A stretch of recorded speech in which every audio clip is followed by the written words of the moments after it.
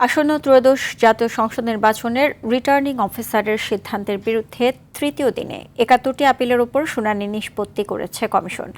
আবেদন মঞ্জুর করা হয়েছে ৪১টি, আর প্রার্থিতা বাতিল করা হয়েছে ২৫ জনের। অপেক্ষমান ৪টি, আর শুনানি হয়নি একটির।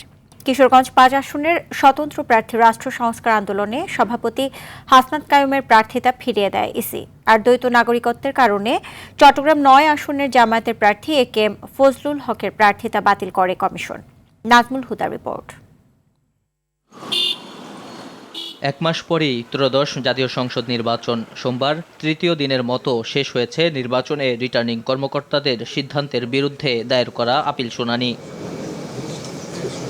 আপিল নিষ্পত্তির প্রথম ৩ দিনে ২১০টি শুনানি করে কমিশন। এর মধ্যে মোট ১৫১টি আপিল মঞ্জুর আর নামঞ্জুর করা হয় ৪৭ জনের। সোমবার প্রার্থিতা ফিরে পেয়ে রিটার্নিং কর্মকর্তাদের বিরুদ্ধে অভিযোগ করেন অনেকেই। স্বতন্ত্র প্রার্থী হাসনাত কায়ুম দাবি করেন, নির্বাচনের মাঠ পর্যায়ের কর্মকর্তারা রাজনৈতিক দলগুলোর দিকে ঝুঁকে পড়েছে।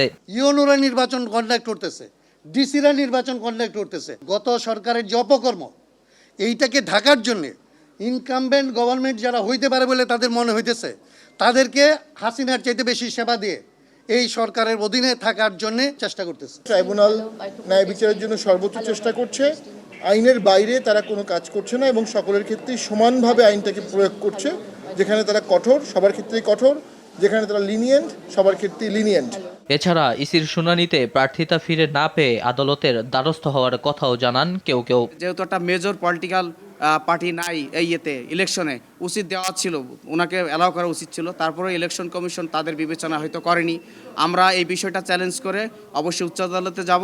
ইউএস এমবাসিতে রিনাউন্সিয়েশনের জন্য অ্যাপ্লাই করি। শুধু অ্যাপ্লাই করে বিএনপির অনেক প্রার্থীকে তারা বৈধতা দিচ্ছে। কাউকে আপনি অ্যাকসেপ্ট করবেন, কাউকে করবেন না, তাহলে এটা তো লেভেল প্লেইং ফিল্ড হলো না। প্রিজাইডিং অফিসার বলছে সবারটা ঠিক, একজনেরটা ঠিক না। আজকে হিয়ারিং করার সময় বিএনপির প্রার্থী এসে অপোজিশন দেয় তার স্বতন্ত্র বিএনপি প্রার্থী যাতে ইলেকশন করতে না পারে।